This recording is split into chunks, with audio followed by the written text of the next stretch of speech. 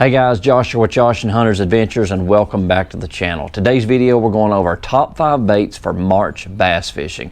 Depending on where you're at in the country, you're either in full swing of the pre-spawn or it's getting ready to start up this month. So we're going to go over our top baits. It helps us catch a lot of bass in the month of March. But if you're new here, make sure you go down, hit that subscribe button, and turn on that notification bell. That way you know when we put out videos.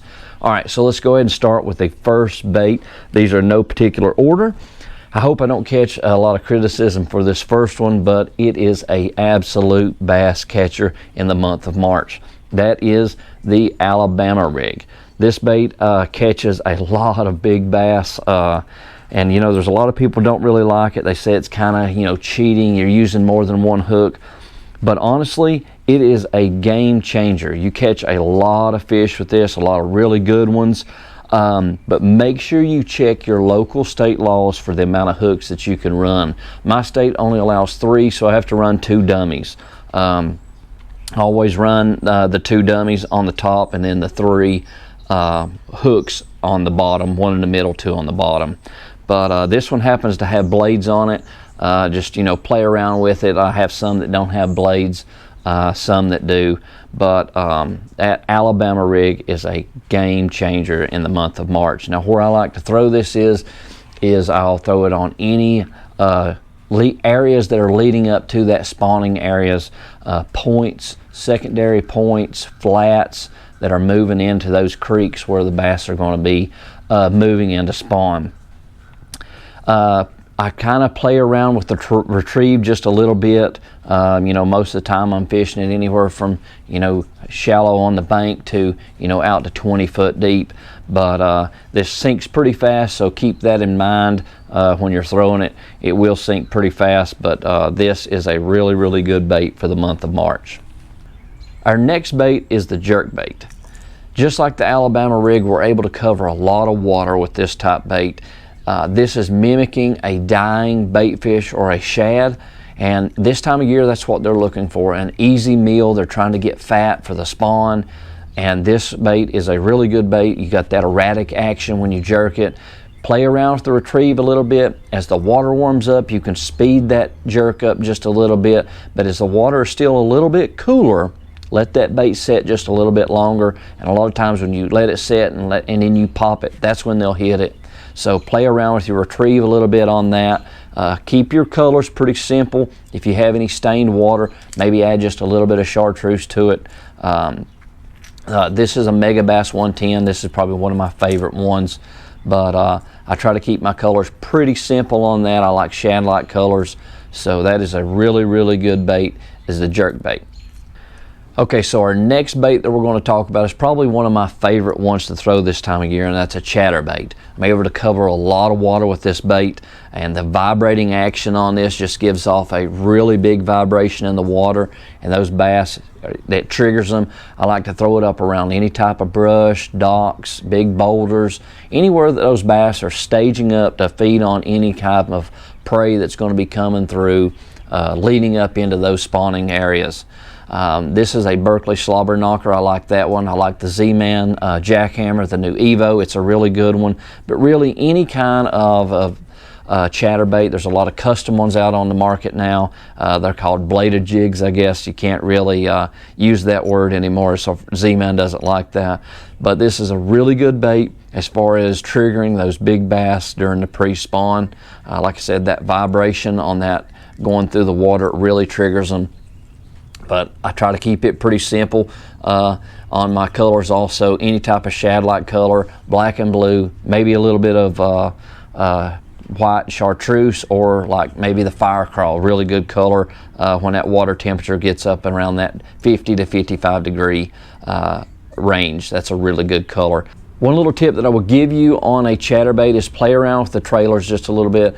You can go from a you know, like a paddle tail on like a small Kitech to a straight tail like this to the Z-Man Razor Shad is a really good choice. But just play around with that a lot, and a lot of times I will find that maybe changing the color of the trailer compared to the actual chatterbait, sometimes that little contrast makes a big difference. So keep that in mind when you're throwing a chatterbait. Our next bait that we're going to talk about is no secret. This is a big bass catcher. Everybody knows that a football jig catches big bass.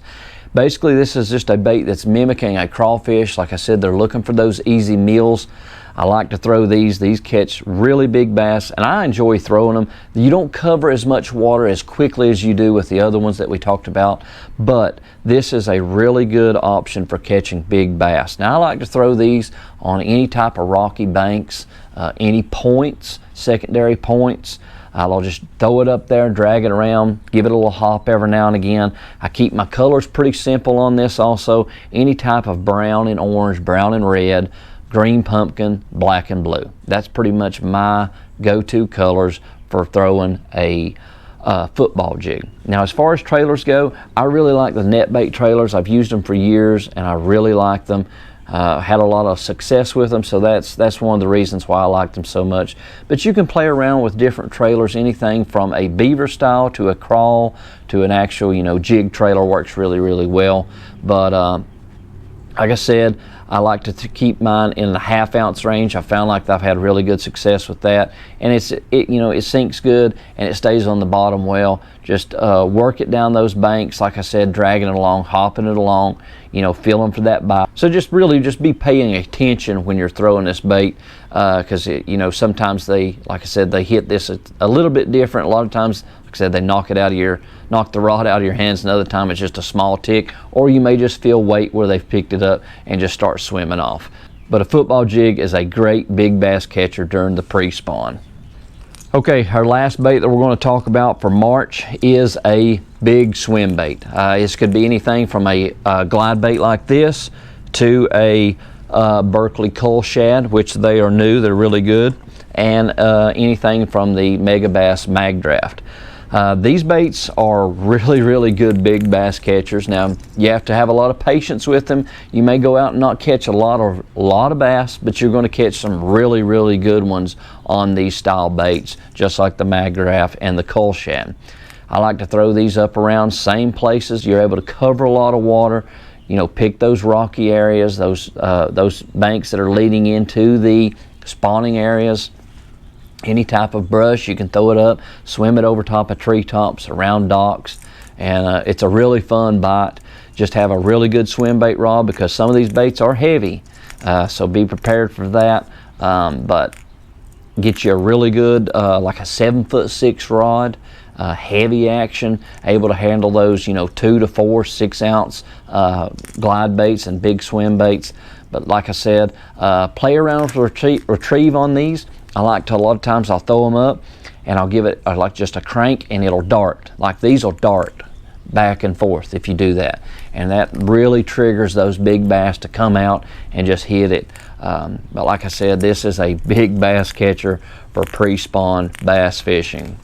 Now, as far as the Mag Draft goes, I like to throw these up around docks and just slow roll them down the docks. These are really good baits. These have the treble hook right there on the bottom. They have a little magnet that holds them in right there. These are really, really good baits, just like the Cull Shad. But swim baits this time of year catch a lot of bass. You're able to cover a lot of water. The only one out of our 5 that you're not able to cover a lot of water with is probably the football jig, but it is a great big bass catcher during the pre-spawn. So don't let that bait fool you. Guys, I hope you enjoyed this video. If you got any questions or comments, go down in the comment section and leave me one. I'll be glad to answer it the best that I can. If you enjoyed this video, leave me a thumbs up. Don't forget, if you're new here, hit that subscribe button. Guys, get out there this month and go out and try to catch you some big bass during the pre-spawn. Good luck. Hope you enjoyed this video, guys. This is Josh with Josh and Hunter's Adventures. Thanks for watching.